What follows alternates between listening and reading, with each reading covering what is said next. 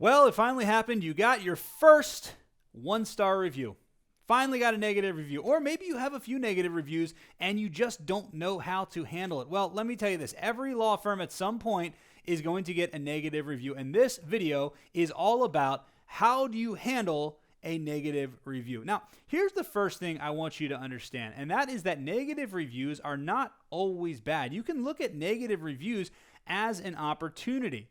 First of all, negative reviews actually validate your positive reviews. They did a study recently and they found that 66% of people do not believe that 5-star reviews are real if there are no negative reviews alongside of them. So it is necessary to have some negative reviews because it makes your positive reviews much more believable. People think you're faking your reviews if all you have is perfect 5-star reviews, because nobody's perfect. Life isn't perfect. People aren't perfect. Law firms are run by people. Nobody's perfect. And nobody expects you to have 100% 5-star reviews. In fact, having 100% 5-star reviews can actually help you. Now, Jay Baer, who wrote the book Hug Your Haters, says to get fewer negative reviews, you need to get more negative reviews. Now, what does that mean? Now, here's the first question you have to ask yourself. Now, this does not apply to the crazies because there's two categories of negative reviews. There's crazy people who you've never, ever met before. You have no idea who they are. Discount this for them. But there are negative reviews that you get from people who you know perfectly well who they are. The first and most important question for you to ask yourself is the negative reviewer right? It's just a question, right? Because, like I said, not everyone is perfect all the time. Your business is run by people, likely not by you. So there's other people involved with your law firm that have interaction with customers or clients, and it's possible that they provided a bad experience for the client. So there's something called the delivery gap, and they did a research, a study a little while ago, and they surveyed a bunch of companies.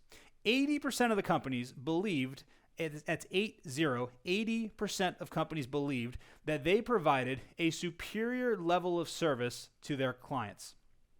Now, they then surveyed the clients of those companies, and only 8%, that's 8%, so basically 10 times more percent, or 10 times less than the companies that believed they provided a superior service. Only 8% of customers actually think they receive a superior service. So that is the delivery gap. That is the delivery gap where companies think they're doing a fantastic job and the clients or the customers do not agree. Now, here's something else to think about. One complaint represents 20 people because only 5% of people actually complain publicly. So does the reviewer have a valid concern? Did they say, the person who answered your phone was very rude and then hung up on me? Well, that could be a legitimate concern. And the thing is that, like I said, only 5% of people will actually complain publicly. So what that means is that for every legitimate complaint you get, there could be as many as 19 other people out there that have experienced the exact same thing and just haven't said anything. Now, here's another startling statistic. On average, people tell 12 other people about each negative experience they have. So multiply 19 or 20 by 12, and you can see that this could escalate very quickly if you don't handle it. So what do you do, right? So the first thing is you have to reframe the way that you look at negative reviews. Now, if it's a negative review that's identifying a problem, you have to look at it as an opportunity, right? I talked to an attorney one time, a personal injury attorney, and they provide great service to their clients, but their law firm was not doing a good job with the probate portion of the client's cases after the wrongful death case was over. It's a personal injury firm. They handled wrongful death, and then they also handled the probate. But the probate is where they were dropping the ball, and they actually got a negative review from somebody who they got a negative review from somebody who they got a great result for, but during the probate process, they dropped the ball. So they used that as a learning opportunity, and they reached out to the they reached out to the client, and they said, let's talk about this. Let's figure out what we could have done better. So step number one, reach out to the client if you can and see if you can talk to them about it so that they'll take down the review. But step number two, and this is the most important part, is make sure to learn from the negative review. So what happened was this attorney was then able to hire a probate attorney, and now that is actually one of the stronger points of their law firm. And had they not gotten this 1-star review and then called the client, talked to the client, worked out what the issue was, and then figured out a solution, they would still have clients that they were dropping the ball for on the probate side. So you should always look at reviews that are legitimate reviews. You should look at them as an opportunity to grow your law firm, not necessarily just a bad thing, because they're not just a bad thing. It's opportunities to grow your law firm, right? But the easiest way to get rid of a negative review when it's a legitimate review is pick up the phone and call them and see if you can work it out, right? And that's what this client did. So now here's another thing. You always want to respond to negative reviews publicly on Google, right? Now, here's why.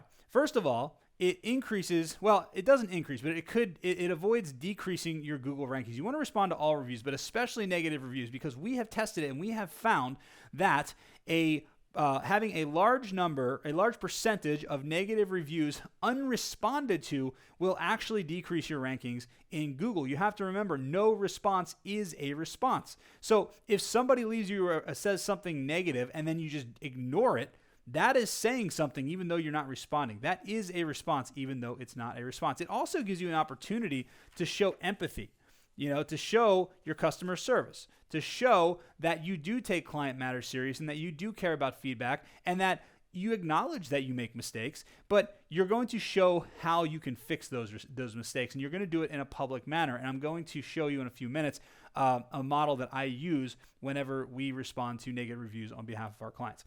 Another thing is that you can increase your advocacy. So, for example, if you can reach out to a client and you can turn a dissatisfied client into a happy client, then they will actually go from a dissatisfied client to some of your best promoters, right? There's a saying, that there's no zealot like a convert, right? So previously dissatisfied clients can be your absolute best promoters if you can turn them around and take care of the problem and actually reach out and help them, right? So let's talk about how to make negative reviews irrelevant, because there's going to be some reviews that the client's mad, they won't pick up the phone, they won't talk to you about it, they won't remove the negative review, and it's just going to be there. Or maybe it's one of the crazies and Google, for whatever reason, won't remove it. At the end of the day, you can't get them all removed, right? So what do you need to do? How do you make negative reviews irrelevant? This is something that we call negative review insurance, right? So we actually had a client. He's a personal injury attorney, a very, very prominent personal injury attorney in a very, very large market. I'm not going to say who it is because I don't want to get in trouble with him, but he went into a restaurant across the street from his office. And he's a big name attorney. He's all over the TV. He's all over the billboards. They knew who he was. So his girlfriend got into an argument with the hostess. I don't know what happened. I only heard his side of the story. But what ended up happening was a big shouting match. The owner of the restaurant, a bunch of the employees got involved. They got thrown out of the restaurant. The next day, his law firm had 21 new negative 1-star reviews, right? And they didn't specify they were from the restaurant, but I think it's pretty clear that they were people from the restaurant, right? So what's interesting is this client has like 600 Google reviews on his 5-star Google reviews on his Google My Business profile. So it really didn't impact him at all, right? Now imagine if he only had 5 reviews, and all of a sudden he gets 21 negative reviews. That would be detrimental to his law firm, right? So it's negative review insurance. You can protect yourself from negative reviews and the impact that negative reviews have by having lots and lots and lots of negative reviews. Now, let me do a little bit of math here for you so that I can show you kind of how negative review insurance works. So let's say that your law firm has only 3 5-star reviews, right? And then you get 2 negative reviews. Well, that's going to leave you with a star rating of 3.8, which is not very good. That's probably not going to get you a lot of phone calls, right? Now, let's say you have 50 5-star reviews and you have 2.5 times more negative reviews. You have 5 negative reviews. Well, that actually gives you a rating of 4.5, which still gives you 4.5 shaded stars in the Google Maps, which is very, very, very important. 4.5 shaded stars will still get you phone calls. Now, let's say you have 90 5-star reviews and you get 10 1-star reviews. That right there will give you a 4.6 Google rating, right? So my point is that you can protect yourself from negative reviews by just getting more positive reviews, right? Now, let's talk about a few ways to respond to negative reviews if you actually get a negative review, because it's going to happen, right? It is going to happen. So the first thing you need to do is you need to go on YouTube and you need to watch the Kitchen Nightmares episode of Amy's Baking Company, right? And the reason I say that is because it's a show, Kitchen Nightmares show with Gordon Ramsay. Amy's Baking Company was a company who is now out of business, who could not handle negative reviews, and as a result, it put them out of business. Now, this is an extreme example, but basically people would leave them a review, and they would respond to the review calling the reviewer a fat, disgusting pig. They would do all this crazy stuff, and then the next day they would come back and say, oh, we got hacked. We didn't do all that stuff, right? Well, the reality is when you take the customer is always wrong approach and you argue with people and you try to say they're an idiot, they're a liar, they're stupid, whatever, you never, ever, ever, ever look good. Just think about football, right? Professional football. Who gets the flag? Is it the first person who takes the cheap shot, or is it the player that runs up and retaliates after the cheap shot? It's usually the retaliation that gets the flag in a football game, right? Same thing with reviews. Now, it's funny because what you want to do is you want to make sure that you don't respond emotionally. You want to take a breather, right? You have to respond to the review. You don't have to respond to the review the second that you see it. Somebody just called your baby ugly. I get it, right? So you want to take a second and calm down and respond logically. You don't want to respond from a place of emotion. You don't want to fight with your clients or whoever the reviewer is and call them an idiot and say what you really want to say, right? I actually had a lawyer one time say, that's not true. People want an attorney that fights, right? They want an attorney that fights. So you should go on there and you should fight with the reviewer. Well, here's the reality. People do want an attorney that fights. I'll give you that. But they do not want an attorney who fights with their clients. They want an attorney who fights for their clients. It's totally different, right? So what you need to do is you need to make sure that you're taking a breather and you're responding without emotion. You have to remember, this review, this response that you're going to write is not for the reviewer. It's not for the reviewer. Whether they see it or not is irrelevant. It is for the tens of thousands of people that are going to see how you responded to that negative review over the next 1 year, 2 years, 5 years, 10 potential years, maybe even longer, that it's up. So you want to make sure that you have a response that is something you would be proud of, that will show your customer service and will not make you look bad. In fact, it'll make you look great. So I have a model that I call the tiers model. The first part of the tiers model in thanking them is in responding to a negative review is thank them for their feedback. So the first line should always be, thank you so much for your feedback. We value all feedback, both positive and negative, as it helps us improve the service that we provide to our clients. Now, don't take that exact line, something like that, right? Thank them for their feedback, especially if it's one of those reviews that we talked about before that's actually helping you improve your law firm. They're actually doing you a favor. They're making you more money. Say thank you, right? Next thing, empathize with their situation. Unfortunately, there has been something that your law firm did, whether real or imagined in their head, that caused them to be upset. Otherwise, they wouldn't have left a negative review. So empathize with the fact that they're frustrated. You could say something like, per your comments, we understand that you're very frustrated with the situation, and we would like to apologize for the frustration that you're experiencing right now, right? And that goes into number 3, apologize for the frustration. So we have thank them for their feedback is T, empathize with their situation is E, apologize for the frustration is A, and then show a willingness to resolve. That's R in the tiers model, show a willingness to resolve.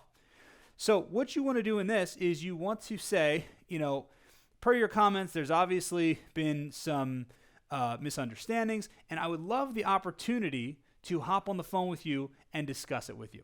Now, this goes into the final part, which is S, which is switch channels. And that's why I said I'd love to hop on the phone or meet you in person to discuss this with you. Switch channels. You want to take the resolution offline, right? So, per your comments, there's obviously been some frustration, and I would love to hop on the phone and learn more about what happened so that we can come to an amicable resolution. Please send me an email or shoot me a text message with some times that work for you, and we'll set up a time to sit down and talk. And that's what you do. Now, if you do that, that is a fantastic response that people will look at it and they'll say, oh, okay, well, they got a negative review, but they're clearly on it and they're clearly interested in making things right. Now, if the person responds to you again and they're still hostile, then all you have to do is respond again and say, please book a time to talk with me. Love to work this out in person or over the phone. If they respond a third time, do not respond. Just always remember, as Jay Bear says, the third time is the harm, right? Now, I hope this guide helped you understand kind of how to handle negative reviews, shows you that all negative reviews aren't bad, and gives you a good idea of kind of what to do if you get a negative review.